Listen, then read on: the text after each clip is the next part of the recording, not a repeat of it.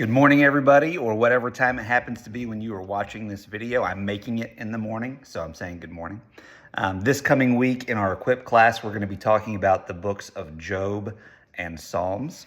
Last week we covered Ruth and 1st and 2nd Samuel, and so you may be wondering, well, if we just covered 1st and 2nd Samuel, how come we're not heading into a discussion on 1st and 2nd Kings? And that's a great question because according to the narrative, that's how you would expect that we would be flowing with this curriculum.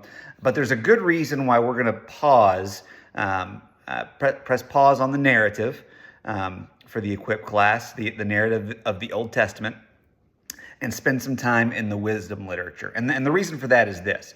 At the end of 2nd Samuel,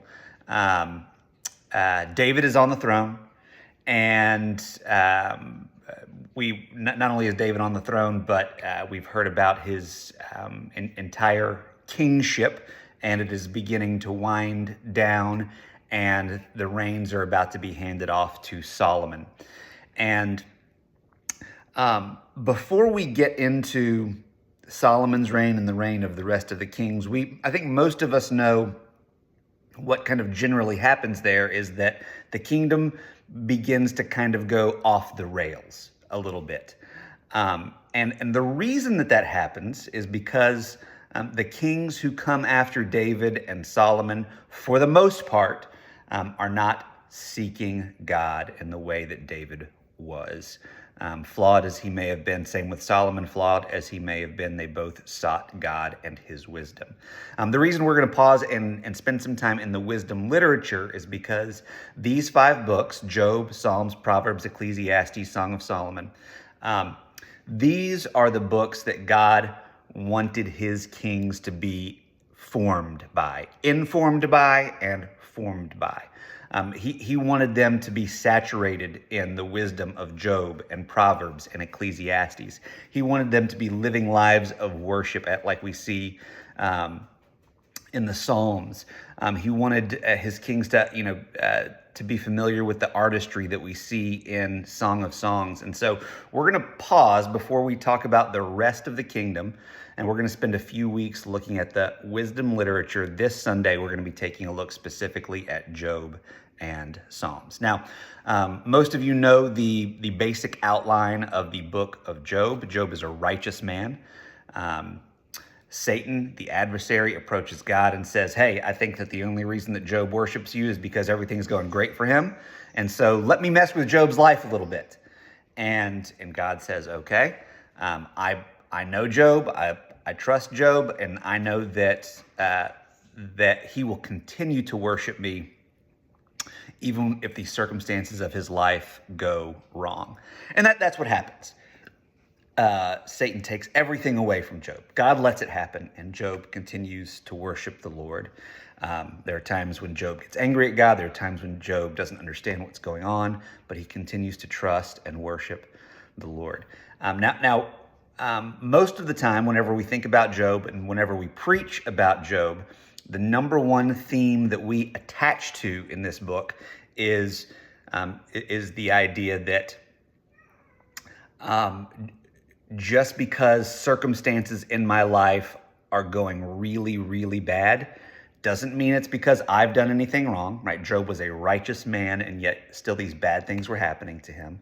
And then the other theme that we attach to quite a bit is this idea that we should still be worshiping God even when things are going wrong. And those are 2 huge themes in the book of Job. And it's right that we should focus on those themes and attach to those themes. But Job is a very long book, and there's a lot of discourse between Job and God, between Job and his friends, between Job and his wife. And there is another theme that I think might just be a little bit bigger than those that we're going to look at. And that is simply the big thing in the book of Job is the immensity of God. As Christians, we might call that the sovereignty of God, and certainly God's sovereignty is on display in Job. But the way Job communicates it, it's more about the immensity of God, the immensity of God. And then in contrast, our own finitude, the fact that we are so finite, especially in comparison with God and his immensity and the immensity of his creation. And ultimately, God's answer to Job about why are all of these terrible things happening to them is simply, Job, I am immense. My creation is immense. And,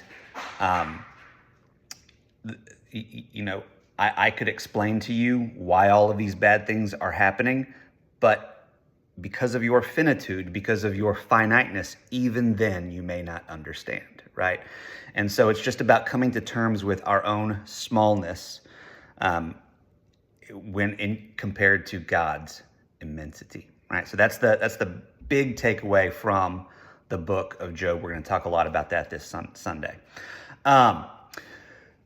And then we come to the Psalms. The Psalms, we'll spend more time talking about the Psalms on Sunday for the simple reason that thematically, there's a lot more going on in the Psalms. In fact, most Old Testament scholars will tell you the same thing that I tell my ninth grade students when we're studying Shakespeare, in that there is not a single human emotion that goes unexplored in the book of Psalms. I mean, Psalms runs the gamut. Anything that a person can feel, that gets confessed in Psalms. And yet the Psalms are still so much more than confessional poetry. They are primarily a book of prayers that are prayers and worship songs written in a poetic form, and they run the gamut thematically. And a problem that a lot of Christians run into when reading the book of Psalms is that sometimes we will hear the psalmist saying things that confuse us a little bit. For example, we know that Jesus says in the Sermon on the Mount that, our relationship with our enemies should be such that if somebody strikes us on the cheek, we turn the other cheek. And then you see David in the Psalms asking God to break the teeth of his enemies. So how do those two things gel with each other? Y'all are about to see a cat, by the way. Sorry about that.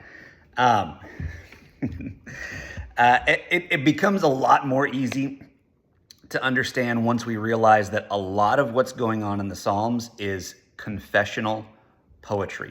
In other words,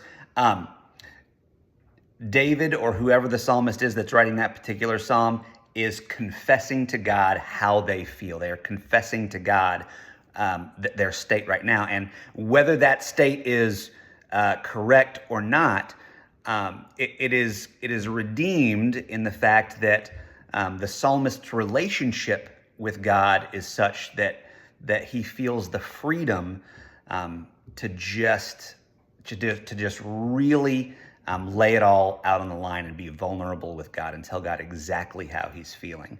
And so there's a lot of that going on in the Psalms, and we'll sort of break the Psalms down by category and take a look at all of the different types of Psalms that are going on there. But that's what we've got coming up for this week. We're going to press the pause button on the narrative of the Old Testament, specifically the kingdom of Israel, and we're going to spend a few weeks talking about the wisdom literature. This week it will be Job and Psalms, and I'm looking forward to seeing y'all then. See ya.